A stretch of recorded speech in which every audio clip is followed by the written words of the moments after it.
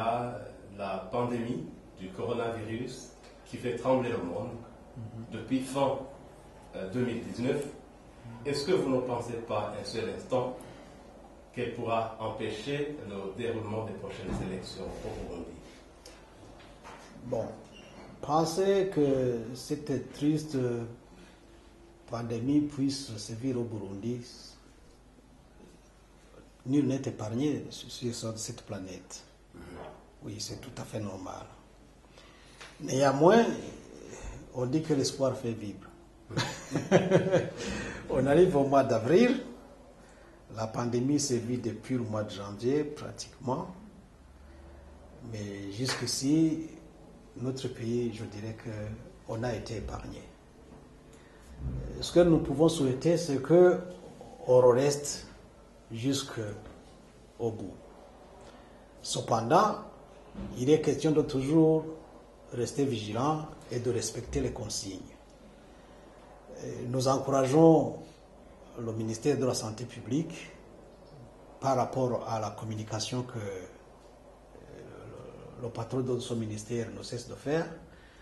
Et nous n'avons qu'à relayer le message du ministre envers notre population, envers quiconque, parce que jusqu'ici nous n'avons que des mesures préventives.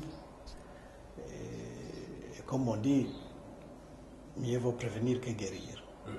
Mais de toute façon aussi, on voit qu'il y a une certaine atténuation de cette pandémie en Chine, en Europe.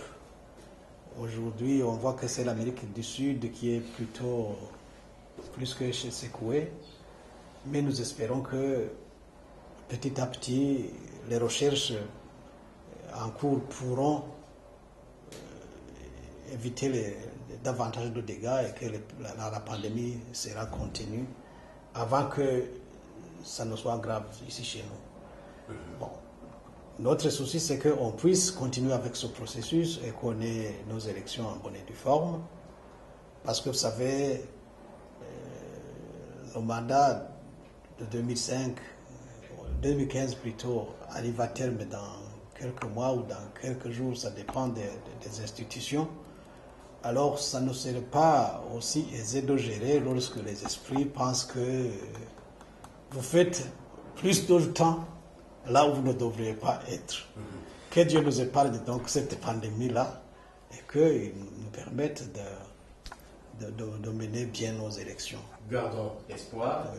Mais en passant, vous participez personnellement, ayant été délégué par votre parti, le CNL, oui.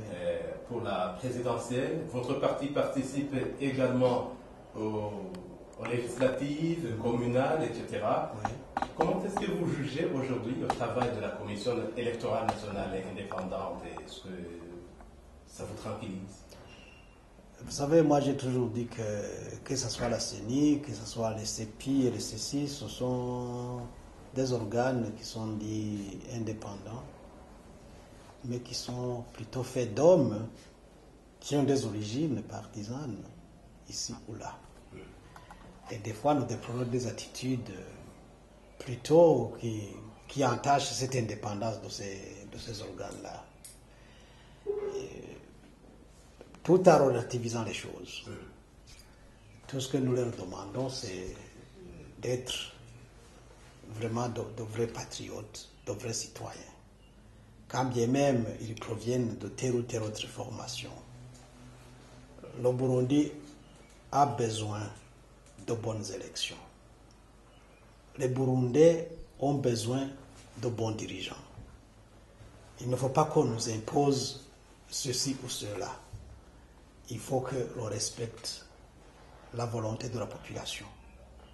Si la population vote pour ce candidat ou pour tel autre, il ne faut pas que ces organes de gestion du processus électoral décident de nous coller d'autres. Vous avez des craintes, mais aussi des espoirs, je crois. Oui. Mon espoir est que la population burundaise a la force de changer les choses. Et nous pensons que le changement auquel les Burundais aspirent et pour lequel nous travaillons nous pensons que nous allons le réaliser bientôt. Oui. Et tout ce qu'il faut comprendre, c'est que on ne cherche pas un changement pour un changement. On cherche un changement pour effectivement relancer le Burundi sur la voie du droit, sur la voie de la prospérité, sur la voie de l'équité. Parce que ce Burundi mérite mieux que ce qu'il a souffert. Le Burundi a besoin de pousser un ouf de soulagement. Et les Burundais acceptent le rôle tribut de leur lutte pour une véritable liberté citoyenne. Ils sont tabassés, ils sont emprisonnés. On enregistre même des victimes qui sont exécutées sommairement. Mais tout ça, nous pensons que ça doit cesser. Nous devons bâtir un Burundi réconcilié avec lui-même. Nous devons donner l'espoir à ceux qui ont pris le chemin d'exil pour qu'ils puissent rentrer eux aussi. Et nous devons tout faire pour que ce Burundi ne génère plus de réfugiés. Les autres États produisent et leur économie monte. Ici chez nous, l'économie descend parce que justement, il y a toujours des entre-déchirements qui sont plutôt insensés. Oui, parce que le Burundi, c'est pour tous les Burundais. Le Burundi ne peut pas être synonyme d'un parti politique X ou Y. Le Burundi ne peut pas être confondu avec une province ou une commune ou un groupe d'individus. Il faut donc que, à travers les urnes, les Burundais déterminent leur avenir et que ceux qui auront la chance d'être portés aux institutions par la population burundaise soient responsables, c'est-à-dire répondent aux aspirations de cette population-là et n'utilisent pas les positions pour écraser le peuple. Et si un jour on organisait un plateau où seraient conviés tous les candidats présidents, dont vous répondrez présent?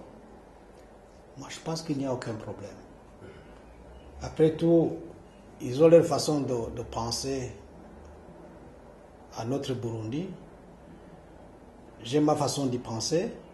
Échanger, sauf que ça pourrait nous aider à nous améliorer. Je ne vois aucun inconvénient à ce que les gens s'asseyent ensemble et discutent du sort ou de l'avenir de leur nation. Honorable Agathon Rwasa, merci.